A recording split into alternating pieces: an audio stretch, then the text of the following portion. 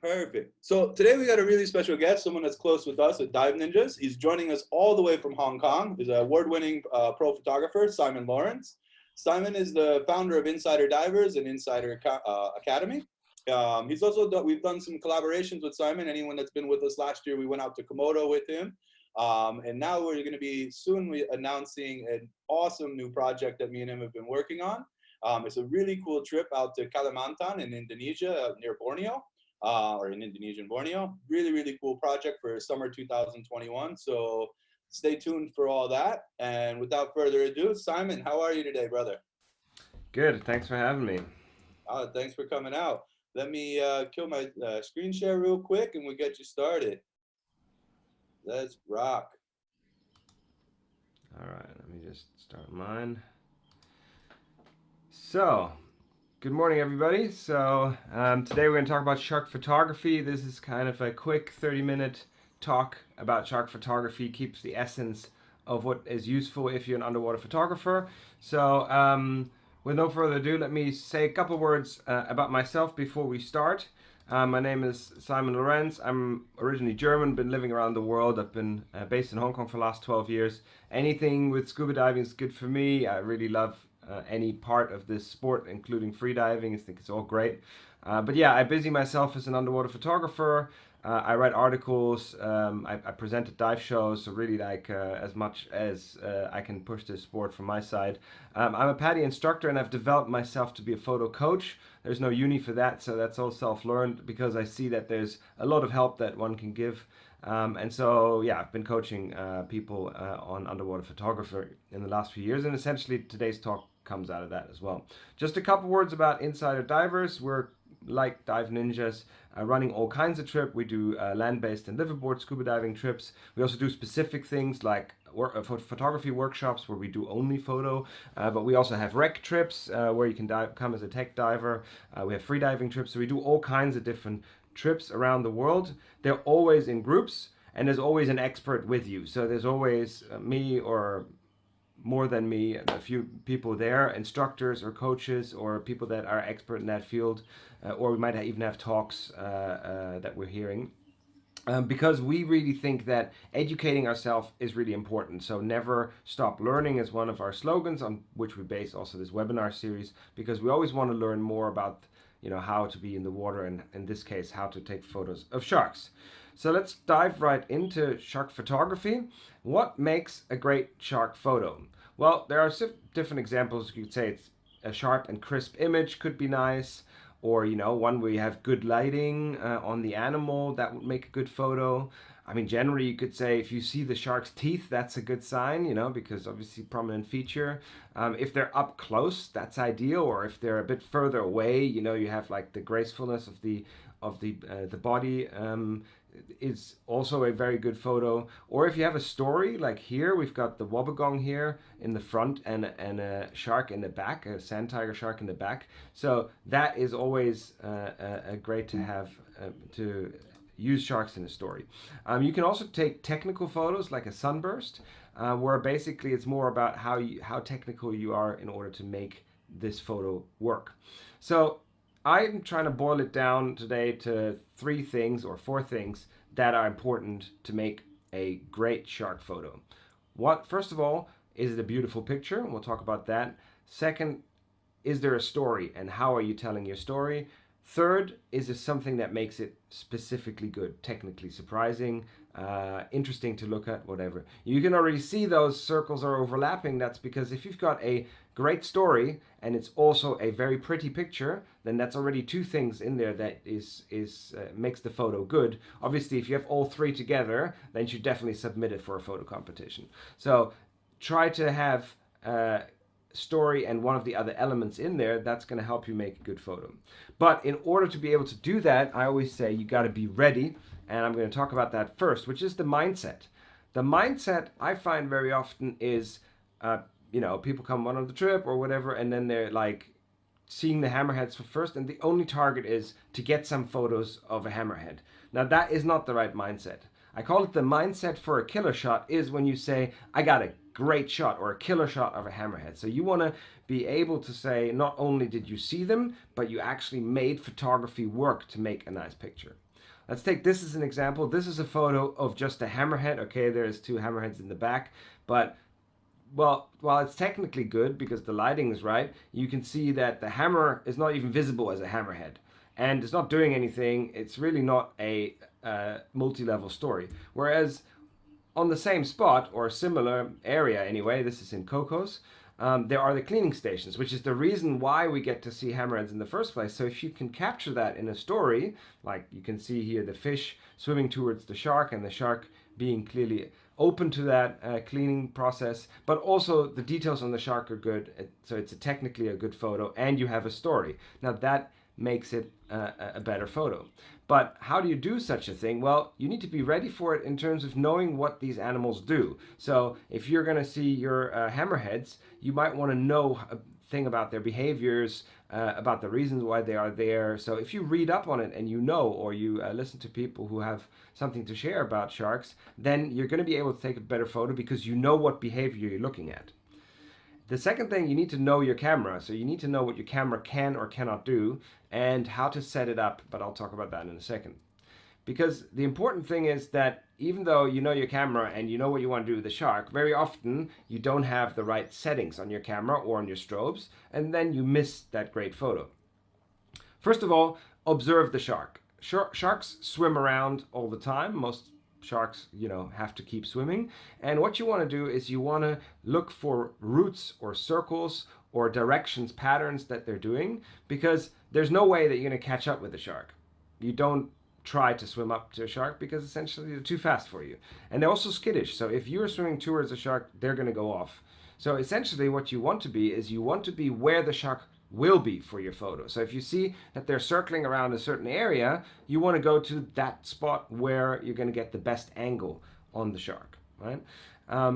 Because you need to also plan with your camera, if you want to have your settings right, you need to plan your settings for the spot where the shark will be, not where he is now. So in this situation, where we plan the photograph, the sun is in our back, so we're going to plan that the sun is actually helping us to light up this animal. Whereas if he swims around us and is suddenly between us and the sun, we're going to need completely different settings. You have to close the aperture and shutter speed of your camera. You have to put your strobes to maximum power. So you have to plan which way you're going to go. So if the shark swims around you, you can't just follow the shark around, because in every direction of the sunlight, you're going to have completely different settings. So how can you plan for that? If you ever go diving with me, you'll see that I'm constantly taking a photo of my hand. So it's not in order to check my manicure or see how beautiful my hand is. It is where I can test what the settings are on my camera and on my strobe. So in this picture, you can see the background is too dark. So that means I haven't set my camera open enough so that I can get enough ambient light back in. So what this essentially does is, by taking these test shots on your hand, you get your camera and your strobe ready for the shot. So your camera knows, or you set in the right setup so that when the shark is in the spot that you're planning to be, you're going to be able to take a crisp and fast photo. The second thing is, if you start working on your camera, you might actually scare off the shark, right? So if you have your stuff ready because you've done the test shots, then you are actually able to be super stealthy like a dive ninja and able to not scare the shark by being all moving around and stuff, right? And the great thing is, if you've got your settings right, then when the shark comes, you can really focus on taking several shots with the right settings. So you can go bam, bam, bam, bam, bam. You're ready for that. So take as many photos of your hand. On workshops, I always say to people, I want to look in their Lightroom catalog and see that there's lots of hand photos, because you can see, and here in this series, there's just minor changes to the background brightness, but there's also changes to the strobe. So you can change the power of the strobe. You can see here that in some pictures I have no strobe light. On some pictures, one strobe is stronger than the other. On another picture, there's one strobe is actually off. Actually, on the top left, you can see that the right strobe is off. And these are things that you can test before the situation happens. Actually, I do a test shot at every depth that I go. So if I go deeper 10 meters, then I do another test shot. Okay, let's dive into the fun bit. Let's go to the story part. right? So what is a story in a shark photo? Well, a story in a shark photo can be all kinds of things, but essentially what you're trying to do is make your photo tell a story. You want your photo to be able to communicate something so that the viewer has something to look at. That can be shark behavior, it can be the habitat, mating or hunting behavior, or as I'll show at the end, the easy way to make a story is if you just have interactions with humans. So what you're trying to do is you're trying to say 2 to 3 things with a photograph. You're trying to convey a background message. So with that said, hammerhead photo earlier, what I'm telling a story here is, okay, we've got a shark who's clearly come close to the reef, and you can see these little butterfly fish coming up. So that's what they're getting cleaned. And if you look in detail, there's actually parasites on the hammerhead chin. And so we've got lots of things to talk about here, right? Rather than just saying, oh, I got this amazing ray, you know? So what you want to say is, I've got an amazing shark shot. So let's look at some examples. So habitat, so this is actually a cleaning station in the Maldives where the grey reefs come in. This is one of my favorite dive sites in the world at Southwest Rocks, where sand tigers swim in circles during the day. So if you look in detail here, you've got a nice detail photograph of a sand tiger, but you can also see the environment where they're in. You can see it's a sand-filled canyon, and people who've dove there will instantly recognize this is the environment where they're in, and he's there with a whole lot of shark buddies. And so you've got multiple levels to this story. You're talking about the habitat and behavior actually in this photo. Here you've got a cow shark in South Africa. He lives in the kelp. That in itself makes a very interesting green water and kelp. Or this wobbegong, who's camouflaged in the reef. We can see the blue water, we can see the soft corals, and oh, there's a shark hidden there. You can really see the story of the shark laying in ambush for fish that are going to swim by. Then there are different behaviors that we can record. For here, we have, for example, a white tip coughing out something of his last meal. That makes a different, unusual behavior. Well, if we're at white tips, you know, the white tips in Socorro and Rocca Partida, which pile up on these few crevices that they have, that's also a habitat story. Behavior, for example, here we've got a young whale shark in Tubataha. They often swim with the barracudas and the jacks. Nobody knows why, but they will swim up to the school and will swim next to them. So a weird behavior. This was a behavior, not a shark, but I think it's a fantastic idea for a behavior photo, a story that is not a pretty photo because it's very dark and very, very grainy because of the ISO. But what we have here are 2 bottlenose playing with the tail of a manta ray. So that is interesting behavior where people will say, wow, I haven't seen that before. And so it doesn't need to be a perfect photo because you've got a great story. You can talk about social aspect like these whip rays in the Maldives, or these sharks in Palau, baby sharks in Palau. You can talk about feeding. We've got here a whale shark in Yucatan feeding at the surface, or here's a whale shark test feeding, even though there's nothing to feed. He was just jawing, right? Or you can get, you know, you can go on a baited dive and just see how sharks snap up small blocks of fish with their huge mouth, and you can get a hunting-like shot. Of course, it's not really hunting, but we can see what the shark would look like when they actually hunt. They can also be a habitat for others, parasites. So here you can see an oceanic white tip in the Red Sea, and this huge parasite growing out. This is why they go to cleaning stations, so that the parasites never get this big. Here is a detail shot of the whale shark isopod infestation that we see in Tubataha, and you can see in detail, you can see all the little tails of these parasites and the places where they've come off, that's where they leave a mark. We can also have human parasites, so sharks with some interesting piercings. Then we can talk about reproduction. I mean, if you're lucky enough to ever see a shark mating, I've never seen it, that's very rare, but pregnancy, you can bring out pregnancy photos. So here you've got a pregnant whale shark in Galapagos, so you can talk about pregnancy. Or the love bites that they give each other. So here's a grey reef with all the bite marks from an earlier mating session. And you can go all the way down, of course, if you see babies, you can take photos of these really magnificent animals when they come out small. Or here we've got a baby bamboo shark in the muck. Yeah, so these are all stories of their life and their behavior that allow you to do something. Here you've got it all together: baby shark, grown-up shark, eagle ray, all in one place. This is the kind of stuff you get in the Maldives. So yeah, there we've got quite a lot of things to look at in one story.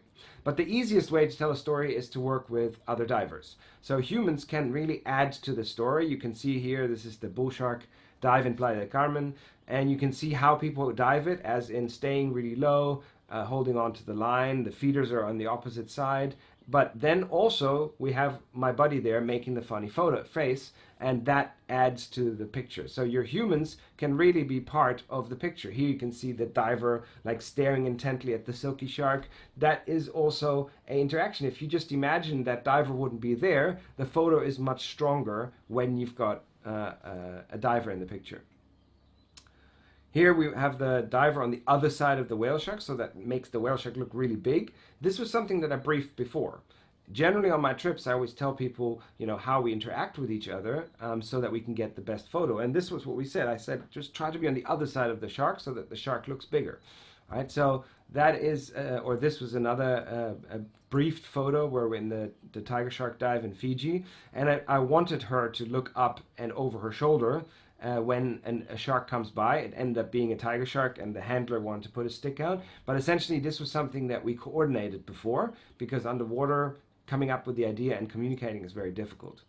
Right? So how to photograph storytelling shark photos? Well, first of all, like I said, wait and observe the animal, see what it does, read up on the animal, make sure you know what that animal does and how it behaves, so you can maybe cover that. But definitely always brief your fellow divers, make sure that they know how you want to communicate with them. I always have this weird thing when I say up and down. I think everybody knows that, but I also use my fingers. So I will say fins from the side to the bottom, or fins up, or fins to the other side. That's something that nobody gets unless I explain that before the dive. There's other things like don't blow your bubbles, etc., etc. I have a whole talk on that. I think I might do it one day as a webinar as well, about how to actually shoot good photos of people underwater. So let's talk about beauty. We just had the story part, so now let's see if we can take the photo also and make it look pretty. We're going to talk about framing, about alignment of subjects, and we're going to talk about lighting. So let's start with the framing. On the left here, we've got a typical situation, what we call bullseyeing. You just got the shot, so boom, you put the shark in the middle. On the right, we're following the rule of thirds. The rule of thirds is classic arrangement of subjects and background in a picture, and essentially that's something that will help you take stronger photos if you keep that in mind.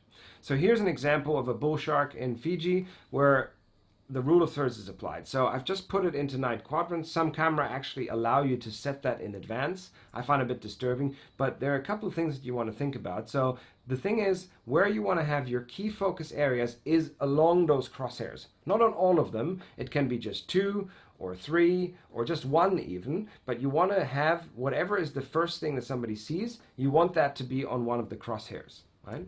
And if you look here, you can see the upper right hand, there is actually nothing. Well, that is the second element of the rule of thirds that I find is often not discussed enough, which is the negative space. So negative space is where you leave the space for the viewer's eye to travel. Negative space makes a 3-dimensional image. It gives you this feeling, okay, the shark is closer and the background is further away. So you get a 3-dimensional space feeling, but also you can tell a story about your environment much better if you give it some space in your photo.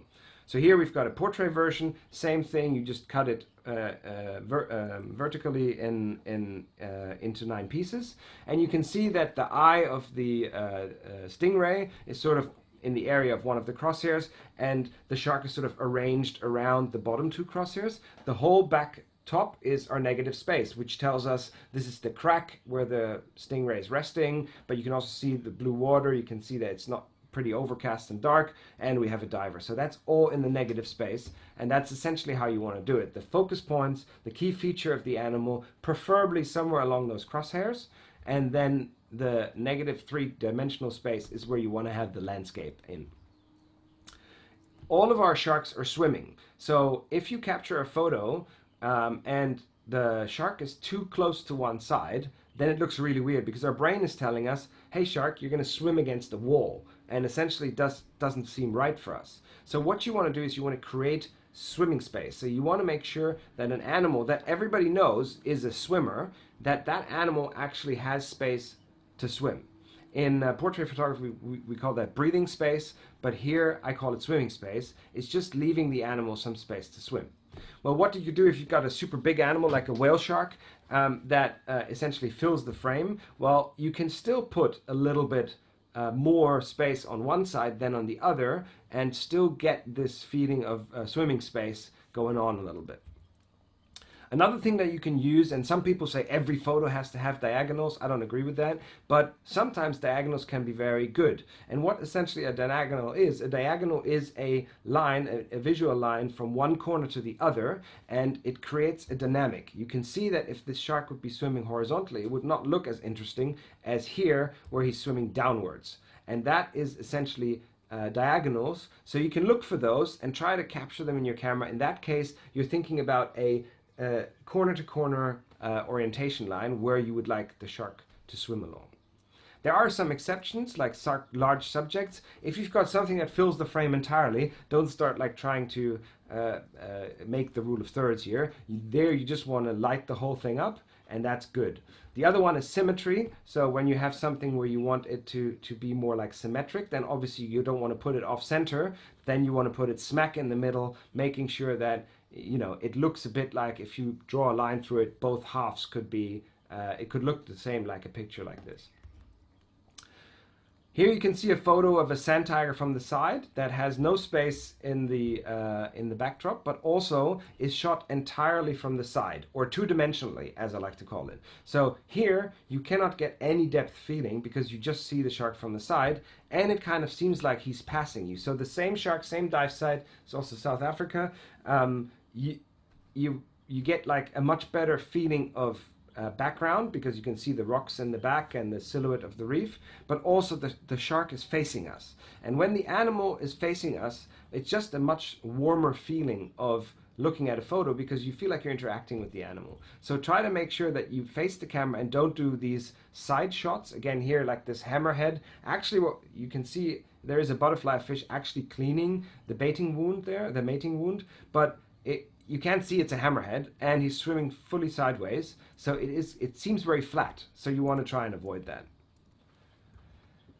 Another thing that I always get to see people showing me their photo come out from the dive, and hey, look at my photo, and that is what I call an ass shot. That's essentially you missed the good part and you just got something of the shark. That falls into the category, I saw an oceanic whitetip, but not a great photo, right? So try to avoid ass shots unless you're actually having a reason, like let's say you're taking a tail detail or something like that, then it's okay. But otherwise, you want to always have the animal facing you rather than the ass facing you. Another important thing to avoid is cutting off essentials. So you can see here I cut off the remora, which is, you can't do that because the remora is part of the story, and so you can't just cut him off a little bit. Also hear that on the side. I sometimes throw entire pictures away when there's a tiny bit of a fin or the wingtip of a manta or the fluke of the whale is missing. If you're going to cut into the subject, I always say cut off with conviction. So make sure that it doesn't look like an error that you accidentally cut off the fin. No, you want to make it look like you're doing this on purpose. Like here, the sand tiger shark is cut properly in the middle, and so it's clear this is a detail shot of the eye and mouth, and so it doesn't matter that half of the body is missing. So important is that you don't cut off small parts of the body. So just to reframe, to go back on framing all the things that we said, rule of thirds and focus points. Make sure your focus points are somewhere on the grids. Give the animal some swimming space. Think about your diagonals, if you can put that in to make the picture more interesting. Make sure the animal is somehow at least a little bit facing you rather than taking photos of his side or his butt, and don't cut off any essentials. So let's talk about lighting. You can see here my rig, here in Palau, I think. Yeah, and this is my camera and my strobes. And strobes are essentially making the difference in terms of lighting, color, and details. Right? You can see the same situation on the left and on the right, and essentially what you can see is that there's much more detail and color and subject separation on the photos where we use strobe light. Because the deeper you go, as you know, the more light we lose, and the quality, the high quality light, the red light and the orange light is what we lose in the first 10 meters. And that makes it, all the pictures look more flat because there's just more like a blue-green filter over the animal. And that blue-green element is because reds and oranges and yellows later on as well are all lost at 30 meters. And so everything will look green. And that is essentially what we all see when we're down there. But if you bring a strobe in, now the light travels not from the sun, sorry, not from the surface to the subject, 20 meters or 30 meters, but it travels only from the strobe to the subject. And so here we don't lose any reds and oranges anymore because it's only half a meter or a meter or whatever of traveling time. And that means if there's something red on the subject, we can bring it out. Right? And what this does, particularly with sharks, is it really brings out the color, and it separates the subject from the background. That's something that you want to achieve in order to create depth, and also to make the picture more interesting is if the subject is lit in a different color than the background. So strobe light enables you to do this subject separation as well as create details. So the details that you can get when you use a strobe light are absolutely a million times better than you get without strobe light. So my suggestion for shark photography, definitely you want to take strobes. And if you have strobes, first of all, we start with placing your strobes behind your dome port or behind your lens or your wet lens or whatever you're using, because that helps us avoid backscatter. So as long as you draw a visual line at the frontest part of your lens, you want to have the strobes behind. And if you've got a dome, then you actually want to be behind the dome so that you're not shooting inside the dome. Then there's another thing that we do is we actually never use direct light beam. So we don't shoot directly at the subject. We actually, you can see here, we're using only the side light or fringe light of the strobes to light up the subject. You can see I've marked here the center beam.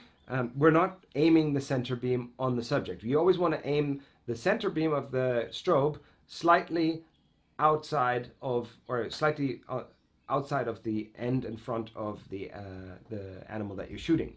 So the general setup is wide angle because it's a wide angle picture and the shark's a bit further away. But when they come very close, you need to do what we call close focus wide angle.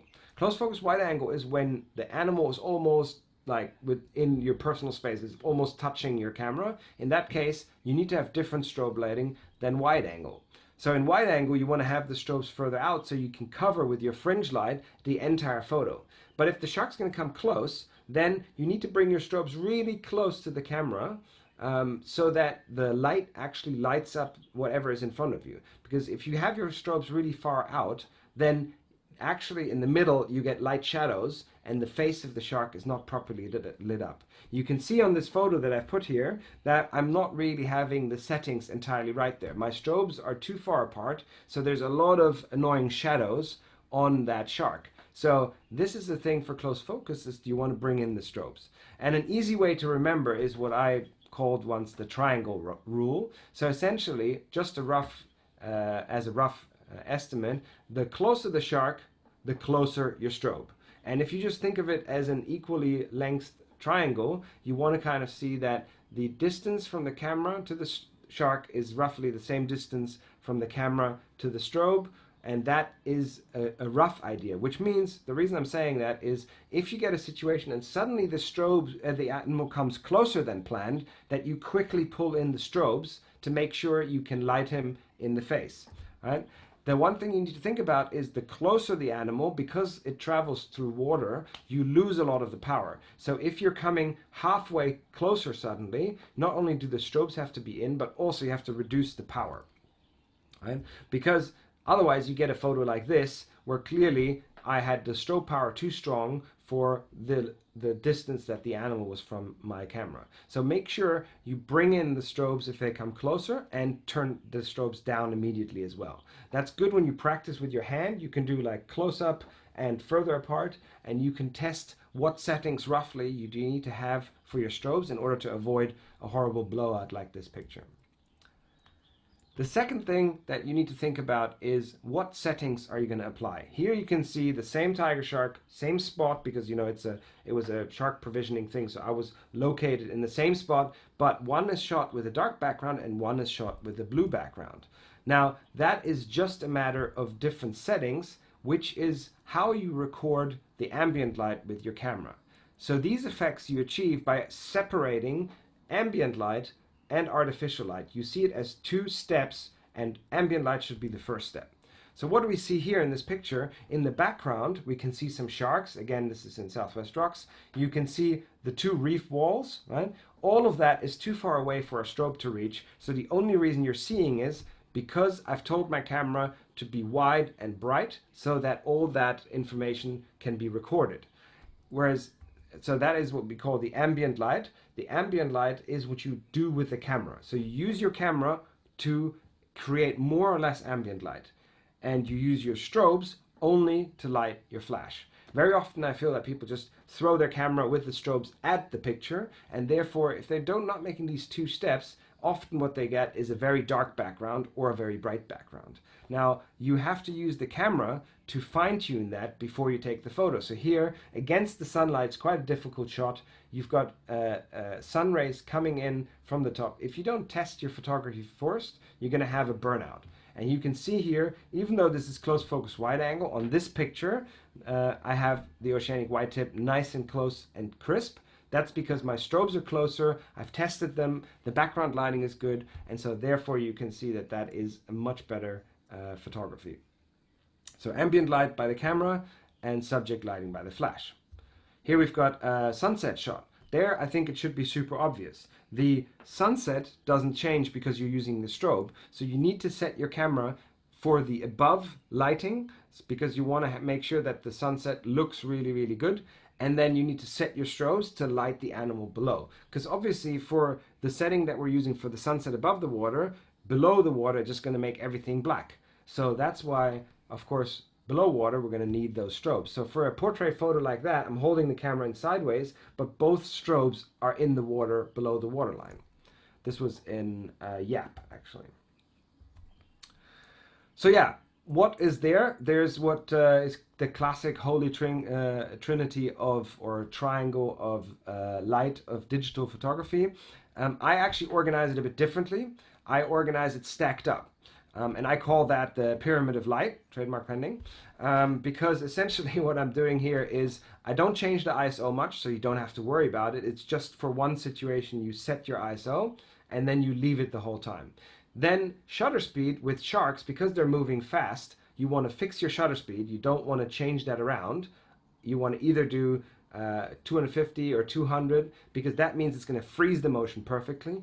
And you use your aperture. Only your aperture is the one that you change in order to give more light or less light to the picture.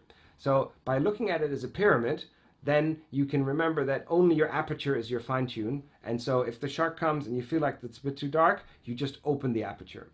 And flash comes last. That's basically what I was just mentioning. Set your ambient light first with your camera. So those are the first three, and then add the strobe light. If you do it both at the same time, you're just going to get confused. If this is a bit technical for some of you, I'm going to do a underwater photography basics seminar, I think in 2 weeks. That's where I'm going to explain ISO, shutter speed, aperture, what you do with it in macro, in wide angle. It's a bit different. So if that kind of thing interests you, you can find it all online, or you can join my next webinar. So just a couple of reminders. Lighting, you want to have the strobe behind the camera. You want to think about where you position your strobe, out or in. You want to think of the strobe power, the distance to the subject, and think about your ambient light with the camera and artificial light with your strobe. So now we come to the last part, which is surprise or technically surprising. Essentially, technically interesting is a photograph where you're like, oh, I wonder how he shot that. Oh, or wow, that's very often I look at a photo and be like, oh, that's a great idea on how to photograph that animal. So that's more the technical way of how you're making that photo come to light. And you can do it with lighting, arrangement, angle, all kinds of things. I'm just going to go through a few. So light can be very interesting. So here you see an oceanic whitetip under the boat, even though it's bright daylight. So it has this weird animal like spaceship coming out of the dark. So that's playing with light. You can play with reflections. So you shoot the photograph when the shark is close to the surface, and you try to get as much of the reflection in as possible. You can shoot angles, like this and is shooting down on a shark. Here in Rocco Partida is shooting up on a shark, and you can see the waves crashing at the top. That's a different angle. That's technically quite difficult. If you've been to Rocco Partida, you know it's quite difficult to get those waves in there and still light up the sharks properly. So it's technically more than a story. Sunbursts are very hard because essentially what you need is the shark to partially or fully cover the sun, and you need to put your strobes on maximum power, and he has to swim right in the right place in order to light up the whole animal and have a bit of a sunburst behind the shark. Then, of course, these option of silhouettes. So when you just work with the outline of the shark to make it interesting, you need to set your camera specific to that. It's different than other settings. You need to make it just dark enough so that you have all the structure on the surface remaining. So if you look here, the whale shark, the sun is behind, but I'm shooting it not for sunburst. I'm shooting it in a way that I want to get all the surface details covered. And so that's how you would then work the silhouette. Another thing that I find is very underused is portrait photography. Why not turn your camera sideways sometimes? You actually can create very interesting angles. Like here on the left is the manta ray in Kona, right? It's actually interesting if you put it in portrait mode because you can capture more information. Like even a whale shark feeding, much better if you put it into portrait because you get more information in. On the right here we've got a nurse shark in the Maldives from the top, and you can see the slender form. This is much better than shooting that horizontally. Splits is a great way to make a really good photograph, but also to curse your life because it's really hard to shoot. So what a split allows you to do is to capture the story above and below, sharks below obviously, and then whatever is above. So that is a great way. I mean, it's quite technical and you need to prepare your camera for it. Here you can see my wife, for example, here in the Maldives, in this resort where we're staying, and a baby shark in the bottom. Now there's a lot of information in there that makes it very good, but you have to set it up and you have to be quite patient to make it work well. You can also do your splits vertically, so in portrait mode, which, for example, a thing like sunsets, if you want to get more of the sky in, that is a good idea, right? You can shoot black and white. You obviously don't have to shoot it in black and white. You can change it afterwards, but essentially black and white gives a nice angle. You can make a very darkish sort of photo, or like, you know, a gloomy spatial thing. This is in Cabo Pulmo in Baja California, very close to Jay. So there's different variations on black and white that you can do. You can also like keep one color, like these yellow pilot fish on the whale shark.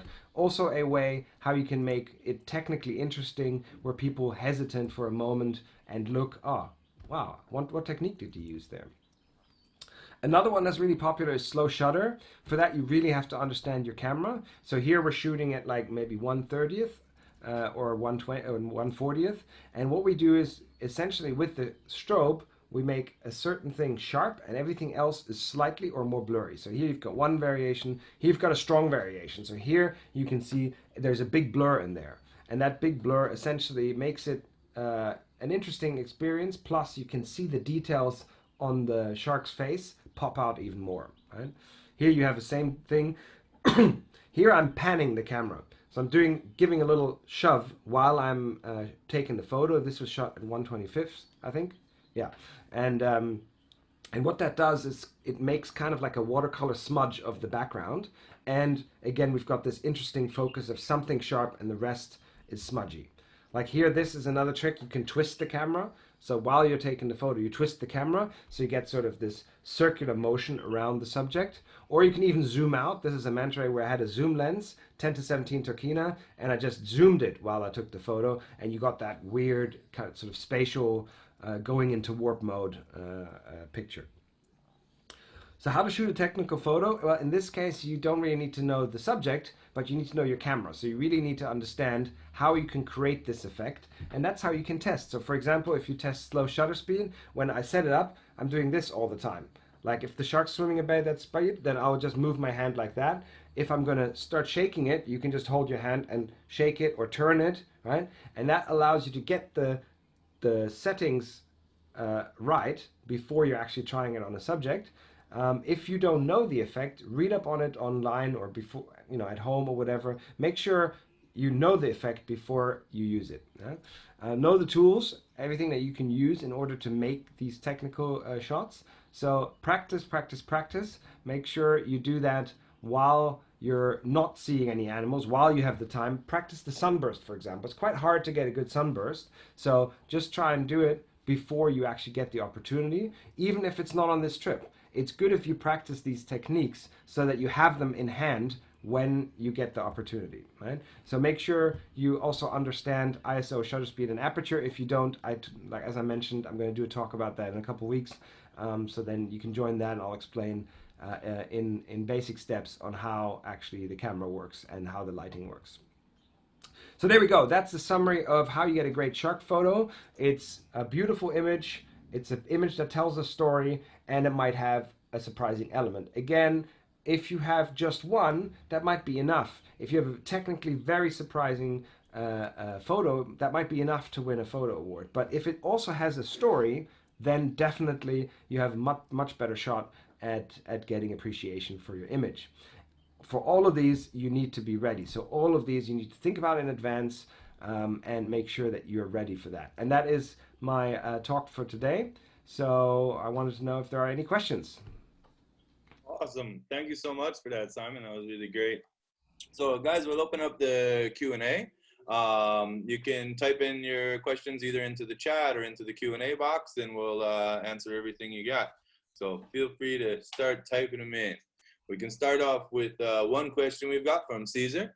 It says, I know it's not a professional camera, but could it be possible to take good pictures with a GoPro?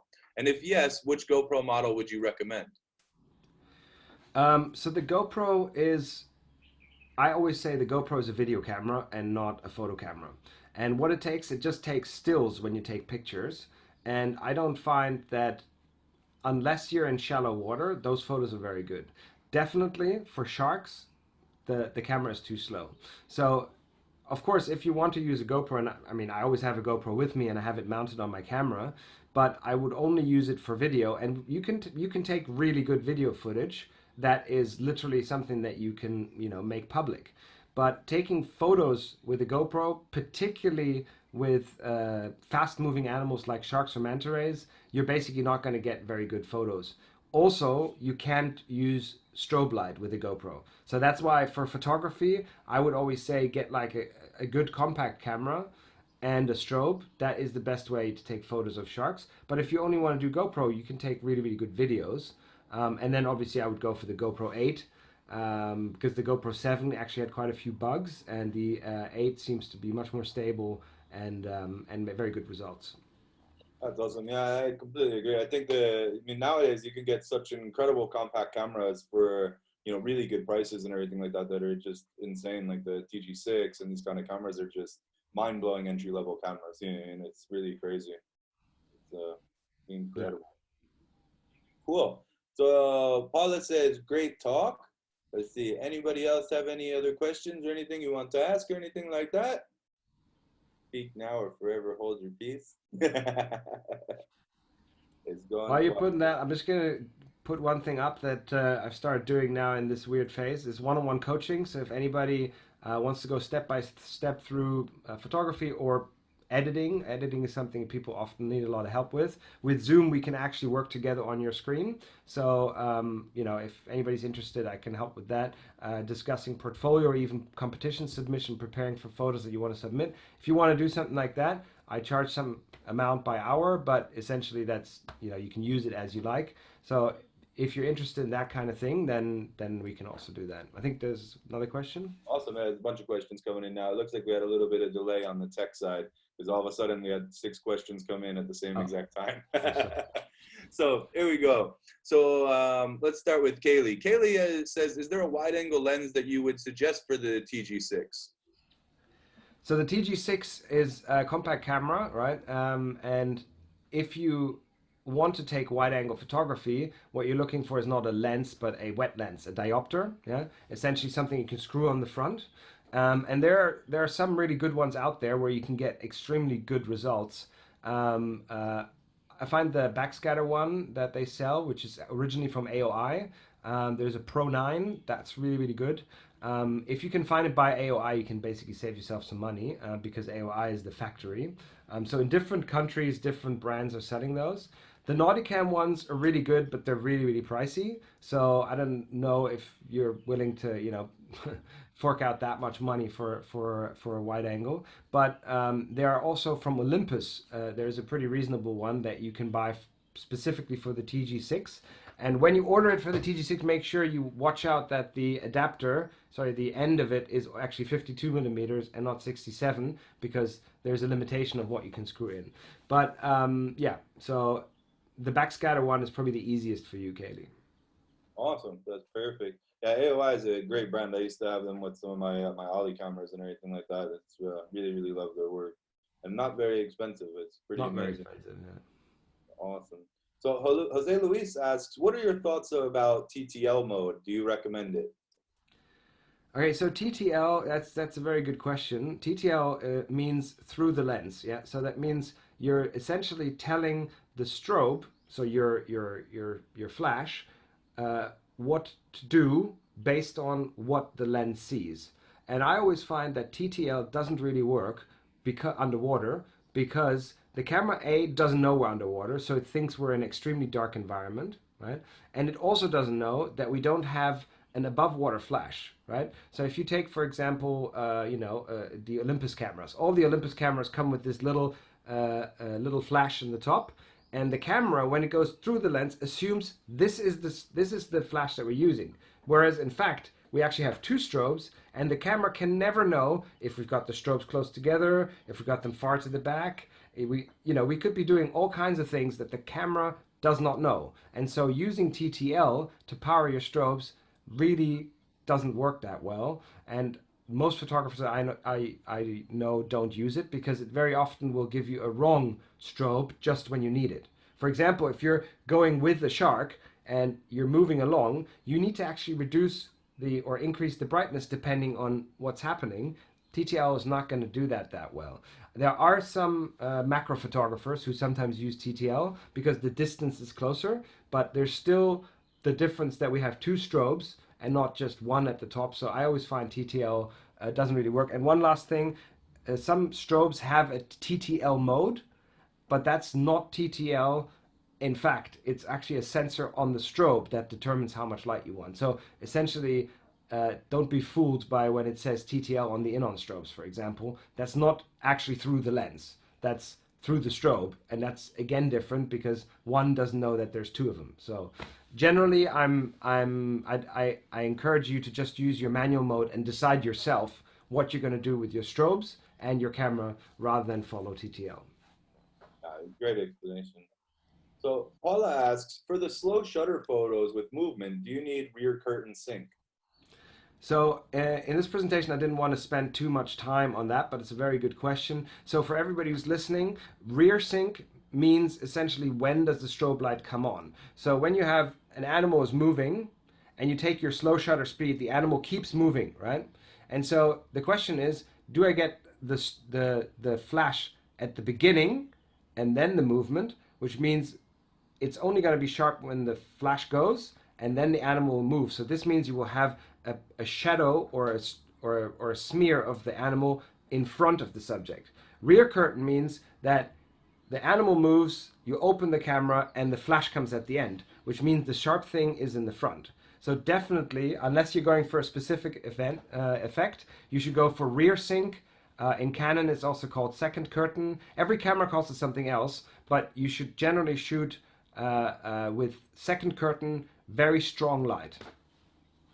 Awesome. So then Alexa asks, do you have any recommendations for strobes for an Olympus TG5? Yeah, there's quite a few options out there, but the options all have problems. So at the moment, you can get a whole lot of kiddie strobes, very small ones. I suggest to not take those, even though they fit size-wise to your TG5. They essentially will only let you do macro photography. If you want to shoot a shark, these small entry-level strobes are not really going to work. So what I generally recommend are the Inon Z330s. that's pretty much what everybody's using all the way up to Pro. There is another brand called CNC, but they've had a lot of technical issues on multiple generations. So we generally, well, I don't recommend CNC anymore because just too often the strobes come back.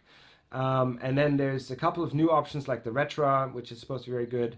So there's a couple of options there, but all of those are price range sort of 600, 700 US dollars, and you just need to know if you can afford that. But I strongly suggest to do that because even later when you upgrade, you grow with it, you can just get a second one and you've got a professional setup.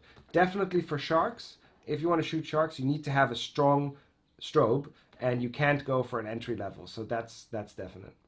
Yeah. Perfect. So Caesar says, thanks, bro. Really cool pictures that you showed. Thank you, Caesar. And Pauline asks, do you have any advice if you're only shooting with a single strobe? Oh yeah, for sure. Actually, it's funny. I was yesterday. I was out with a friend diving here in Hong Kong, and he's got a full setup. So he's got a big camera and two strobes, and the vis was pretty bad. And we were trying to shoot a pipe worm, which lights up, which has these sort of like white things sticking out. They're really nice. But if you shoot it with two strobes, you actually melt it with the background. So I turned one of his strobes off, and he just didn't really quite understand until we started taking some photos, and then he realized a single photo can actually take better photos. Now, people with two strobes, I often recommend turn one off and just see how your shadows work. You get much better shadows and you can get very good subject separation. So if you're shooting sharks with one strobe, you need to think about where you want that light to be. So as a general standard, I would put the strobe above the camera. So it's kind of like top lighting that gives you the most spread of light onto the animal. But there's lots of variations and you need to think about the surface that you're trying to light if you just have one strobe. So if the shark is coming like this, sorry, I'm not doing this very well. Let's say, where's the camera? This is the head and this is the tail. If the other way around, because that's closer to me. So this is the head and that's the tail. If I'm shooting from here, from the top, right, that's okay. But if I move it to the left, I'm going to be lighting only the very tip of my hand rather than the surface. So if the animal's coming this way, you want to light it from the side where you can see the surface. For example, a wobbegong, which is lying flat, you want to light from the top because that is the surface that you're lighting. So when you're single strobing, what you need to think about is what is the surface that you're trying to light up, and the strobe should be able to light that surface. And last point on that is that's why you see most photographers, all photographers, having two arms with clamps, because it allows you to move the strobe to the left, to the right, to the top, and particularly with single strobe, it's very important that you have that reach so you can make use of the single strobe that you have. Awesome, great, man. Thank you very much for that. So follow-up question from Kaylee. She said she has the TG6 and YSD ones from her DSLR. Do you think they are comparable with a wet wide-angle lens for larger subjects? So the YSD, the one that's the CNC, the older CNC model Yeah. of the current strobe, and I used those as well. So congratulations if they haven't died yet. I basically went to both of my YSD ones within a year, and we had like things like full blown and etc. But they're very good. So my first two rounds of strobes were all CNC, and they actually make a very crisp, very good light. And so definitely you can use those strobes. They're really, really good. And for the wide angle, you will actually see that now you can use them much better because you can put the power up for certain photos and you can get very nice crisp details. So definitely it's the right one. You want to put the 120 diffusers on there. I find they make the best sort of spread if you want to take photos of sharks. Awesome.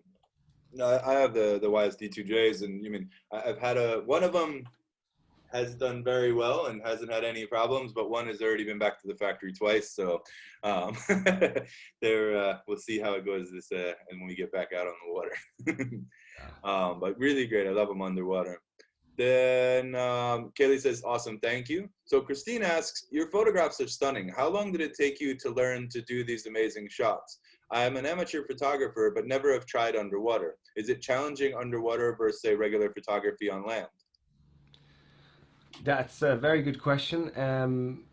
So I didn't quite do it the right way, you could say. I started diving and immediately was like, okay, I need to take photos underwater because I was an above water photographer already. So I bought a camera before I even had my buoyancy right, and I just made a lot of shit photos over the year. I would say that if you do things like this, like seminars, you can skip so many years of learning. So when we do photography workshops, for example, we spend a whole week and doing only photo. So that means every day there's going to be talks by me and somebody else. We're going to work one-on-one with you. We're going to go in one week. You can pretty much skip my first 4 years of photography because we're teaching all the errors that you can make in advance. So depending on yourself, if you are like a comfortable diver already, let's say you have 50, 60 dives, you can start with the camera and strobes, and I promise you, you're going to get very good photos right off the bat, as long as you, for example, read a book in advance, or you can come on a trip with Jay or me. Like we do on every trip, we do some photo training, and obviously we can look at your photos and say, oh, look, here your strobe's too bright, or here's your background saying something, and you go right in the water again to practice more. So going on a liveaboard with somebody can also be a friend of yours who's good in photography. As long as you learn from others, you can actually get into photos really quick. I have one friend. She started with photography, and a year later, she already had a picture award for like a junior part of or amateur part of a photography contest. You can start shooting amazing photos pretty early on, as long as you skip over the mistakes that others have made for you, right?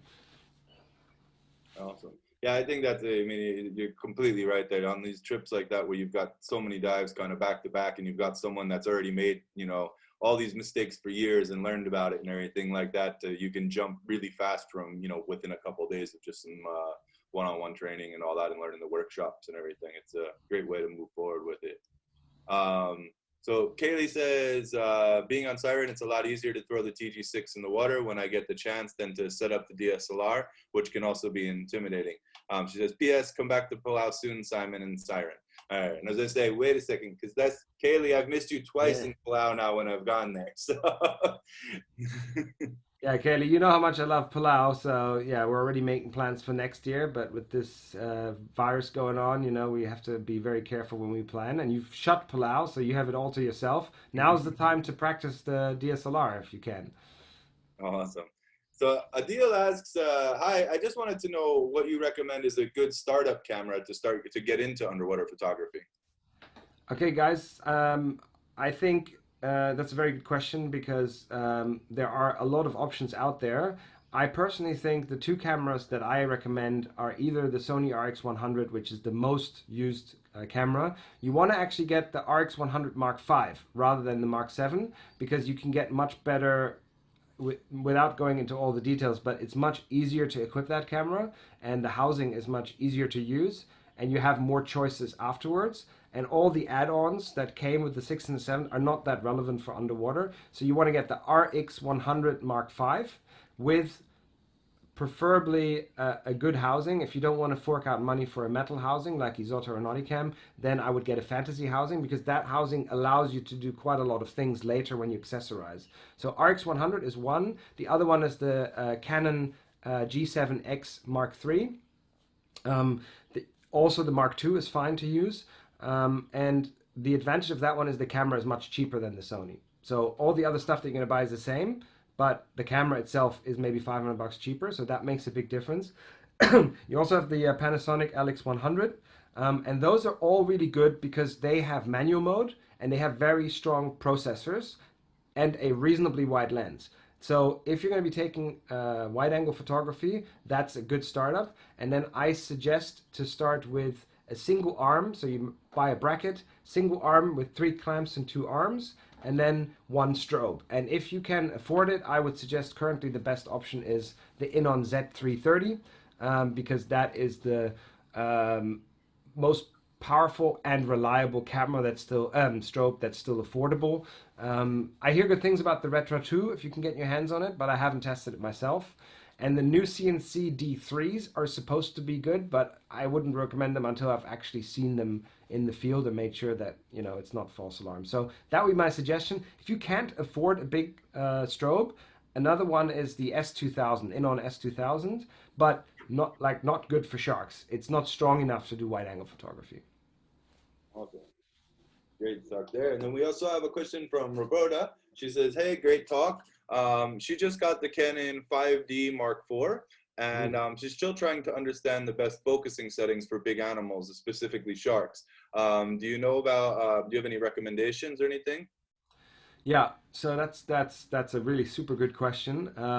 So you've got a very powerful camera there, a full frame SLR with a good fast focus. Now in this camera, so that's kind of what I'm using. I'm just using the Nikon version of that, but that actually is a camera where you should play with your focus depending on what's happening. So when I shoot sharks, with my camera, which is this similar speed like yours in terms of focus, I actually use multi-point autofocus. So that means the camera decides on where your focus goes, and if a shark swims by, the result is extremely good. I also shoot with single focus, not continuous focus. So make sure you shoot with AFS rather than AFF or AFC, I think it's called in Nikon. So make sure you shoot with single autofocus, and then you can use the autofocus. But there are situations where you then want to change. So for me, I know blindly on my camera where the button is to change autofocus, and I actually change that quite often. So I might go to point and move the point somewhere else. There's also a mini grid that you can move where it just does multi-point in a certain area, and you put that below. So for example, if you did a split shot, you need to have the focus below the waterline.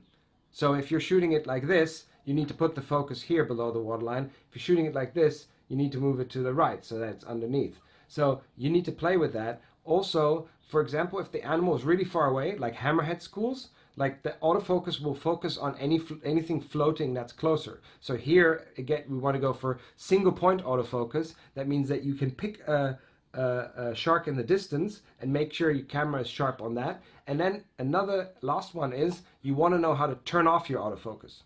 Right? So if you have thumb focus, that is actually the best way to do it, because that means if you've done the focus and you release, so it means you press the shutter, then it keeps shooting even if it is not sure if things are sharp, because sometimes the camera with the silhouette of hammerheads might then start searching again.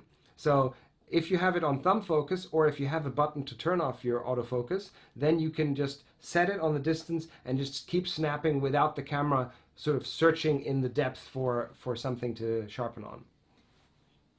Awesome. Really great. Back button focus, I think, changed my life when I first learned how to use it. Yeah. It is the greatest thing I think I've ever learned in photography. Awesome. If there's not any more questions, I think we've got them all today. So Simon, thank you so much for joining us again, brother. I look forward to seeing you soon, either in Baja or out by you guys in Asia. Thanks again for taking the time to stop by.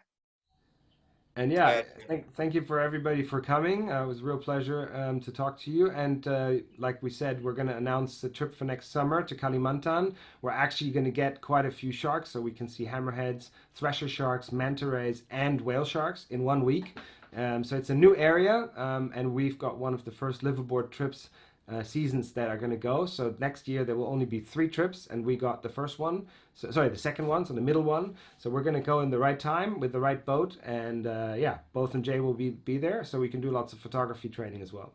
Yeah, it's going to be, I'm super excited for that trip, and I can't wait to get back out there, and of course to see you too. So guys, thank you so much for stopping by today and checking in with us and everything like that. Tomorrow we're back at 10 a.m. Pacific time with Sarah from Girls That Scuba. And then we'll see you then. Have a great night, everybody. Thank you, Simon. We'll see you guys soon, and stay safe out there. Bye-bye. Thanks, guys. Have a good one.